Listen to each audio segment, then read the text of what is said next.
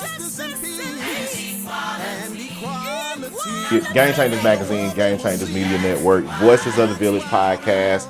We're back with Henry County Clerk of Court, Sabria Hill.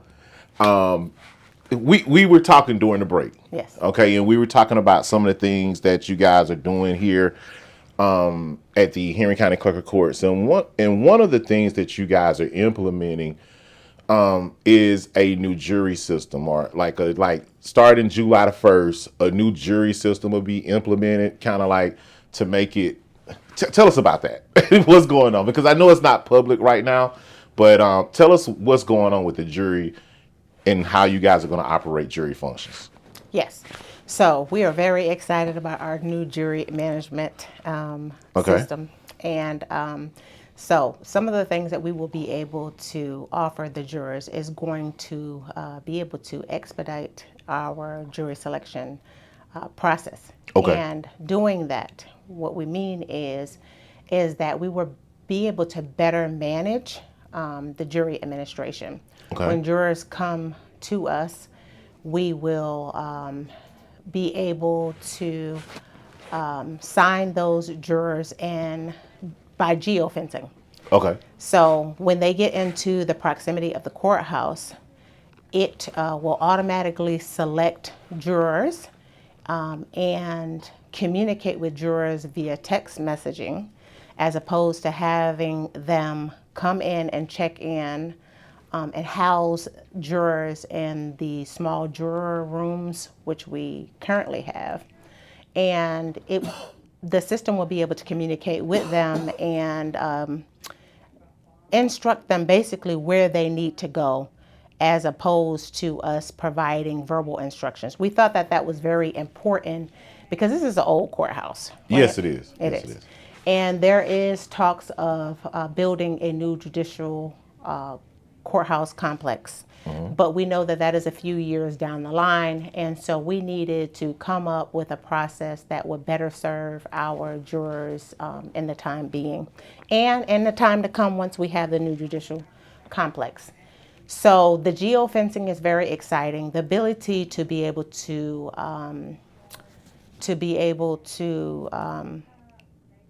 text and email within the jury management system is a game changer for us. Definitely. Yes. At the same time, we also will be able to outsource our summonses.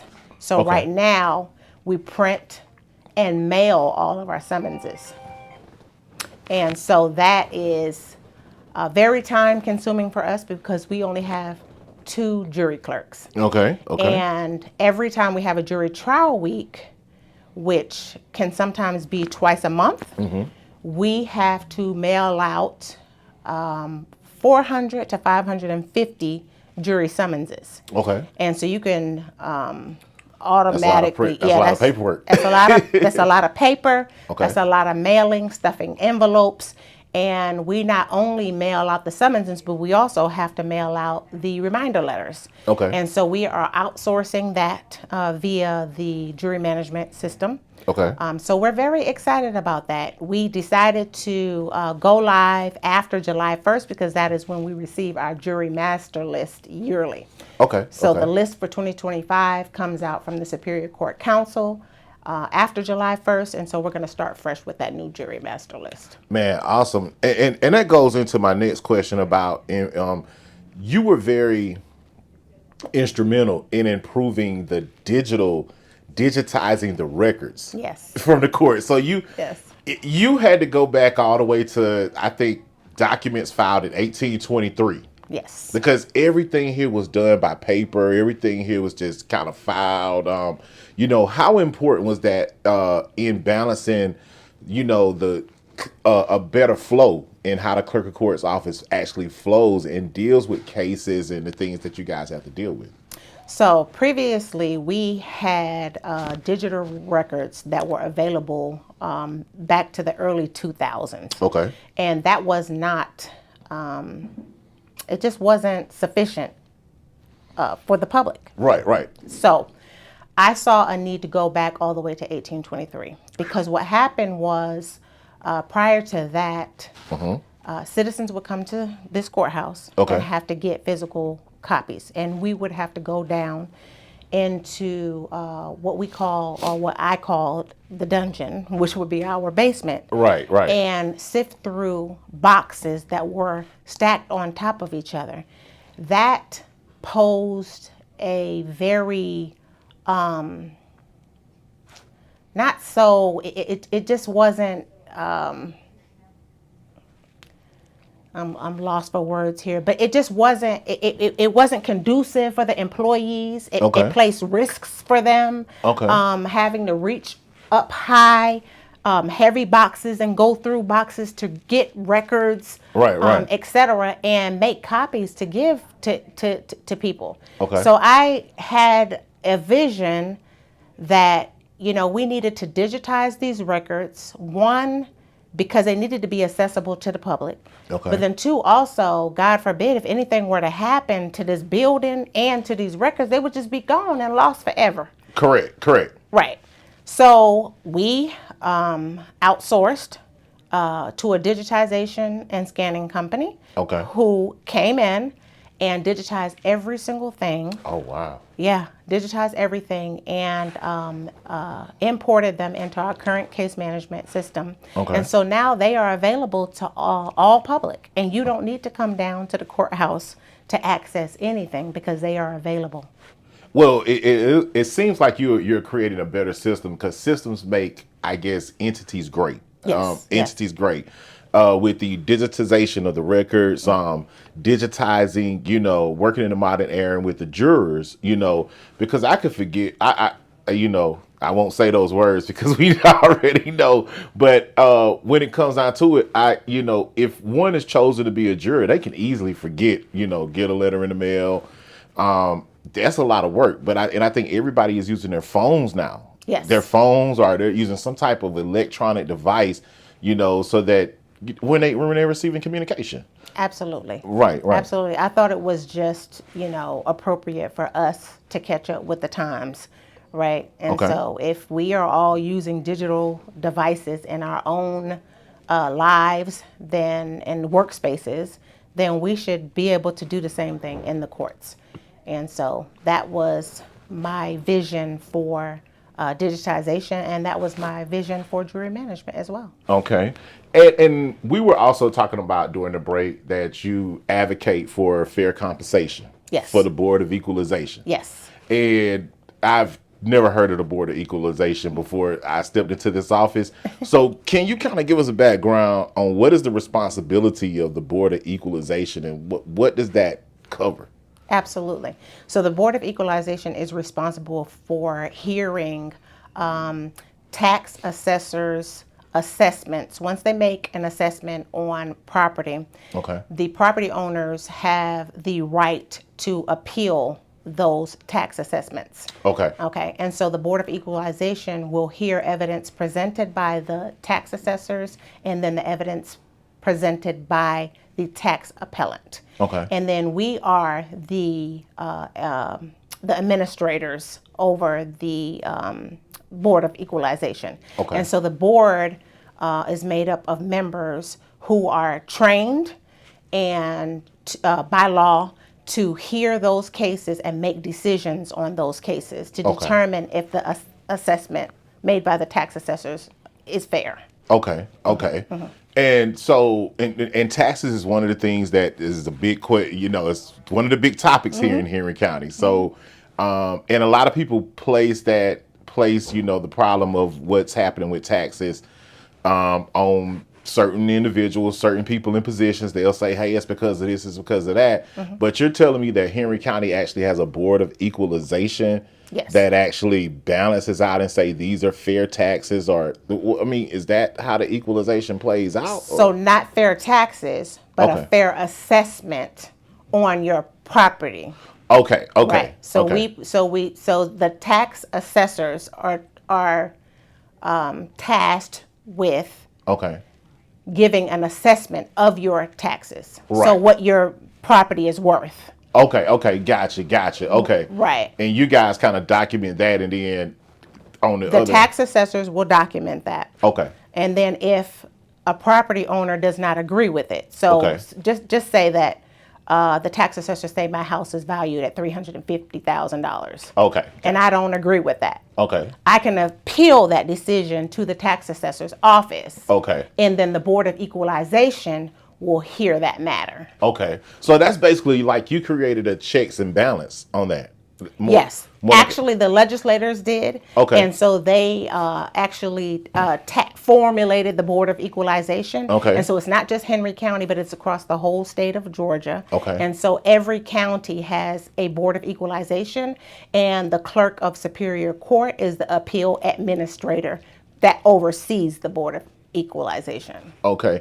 Now, but you were advocate as for that board, for fair compensation for that board, right? Yes. So previously, they were paid a per diem of $75 a day, each board member. Okay. $75 a day to hear these hearings, to hold hearings. Okay. Okay. And so I was able to raise that amount to $100 a day. Okay. Yes. Okay. Was that due to the workload responsibility, or like, I mean, it's good to get the pay raise, but what did you see that a problem why the pay raise needed to happen? Absolutely. So their workload did increase because the number of appeals that we receive Okay. had tremendously increased over the number of years. But in addition, board members in neighboring counties, their daily per diems also raised too. So I was able to show that these neighboring counties also received a per diem increase rate as well. Okay. And so I just made that argument and was able to get their per diem increased. Well, that's awesome. That's awesome. Now, going back to like, it seems like you've been in office for 4 years. 4 years. 4 years. Congratulations. Yes. Thank you. You started out in 2016, right? And No, I didn't start out until 2021. Okay. I was elected in 2020. okay. Yes. Okay. I So first ran in 2016 though. that's what I was saying. Yes, I yes, remember you being on the scene in 2016, and as an advocate for change and seeing this process to where you're at now. We all have a reason why we run and why we do the things that we're doing. Absolutely. I'm looking at, what do you see our county right now, the direction that we're going in, smoothing out the court process, smoothing out how, the community interacts with the courts and the courts interacts with the community. Where do you see us going, in the future, like for where we're at now, for what you've established? So I think that it's a continuous Okay.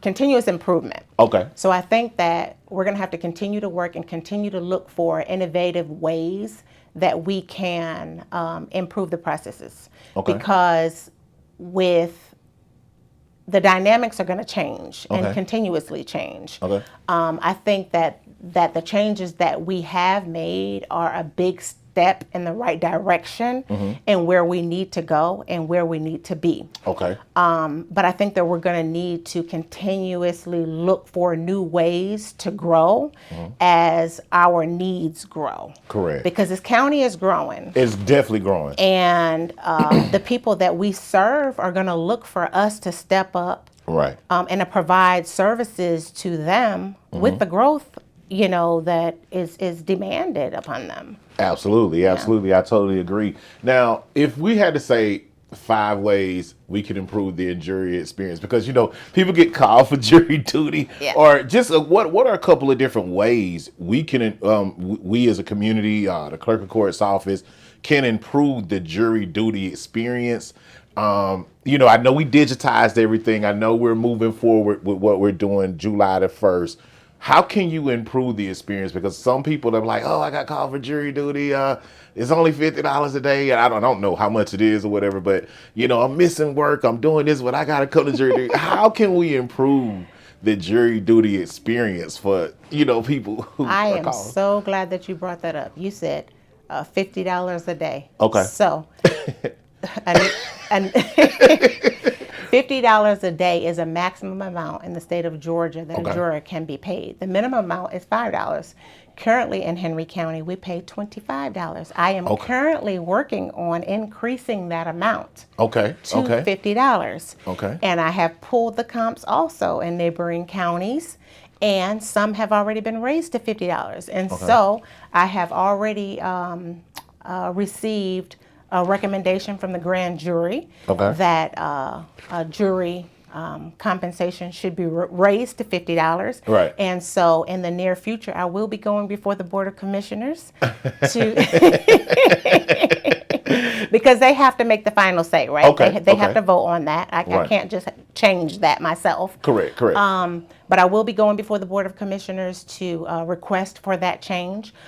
State Court Clerk Lynn Palacaro, she also has jurors over there. Although I am the jury administrator for Henry County, she does hold jury trials in state court as well. And she and I agree on the matter. And we both went before the grand jury together. So we plan on going before the Board of Commissioners together. So I'm so glad that you said that. So one, raise jury pay. 2, educate jurors. Because they just need to know what's going on. I can't tell you how relieved they are on jury trial week. That first day when I walk into the room and I just explain to them what's going on right now in the process. And it kind of just relieves some of their tension. So pay, education, and I think those are, you said 5 things. Yeah, you give us 3. I think if we start off with those 2 things, and we really just speak to them and make them feel comfortable while they're here. Be hospitable to them. One of the things that I implemented is a juror cafe. I didn't walk you over on that side. But we serve coffee to them and just try to make sure that they're, feel a little comfortable while they're here, you know? Right. Give them something. Because remember, they got to come out, take out their belt, take out their clothes. And I mean, they got to be, that's an uncomfortable situation. The seats that you saw walking through here, this is the juror overflow area. So we come and check them into the other side of the court. But some of them end up coming and migrating to this side, but we've upgraded the seating for them, making sure that they have more comfortable seating. That kind of thing, because they have to be here all day long and sometimes for several days in a row. So just make sure that they're comfortable, make sure that they have equal pay, and make sure that they're educated while they're here. Oh man, awesome, man! You guys stay tuned. We're gonna wrap it up with the Henry County Clerk of Courts, Miss Sabria Hill. She's giving us phenomenal information today, sharing what it's like, this jury duty, because a lot of you guys get caught up on jury duty and why I'm being called. But you guys stay tuned. We're gonna wrap it up with Henry County Clerk of Courts, Sabria Hill, Game Changers Magazine, Game Changers Media Network, Voices of the Village podcast, where change starts with conversation. Ease up.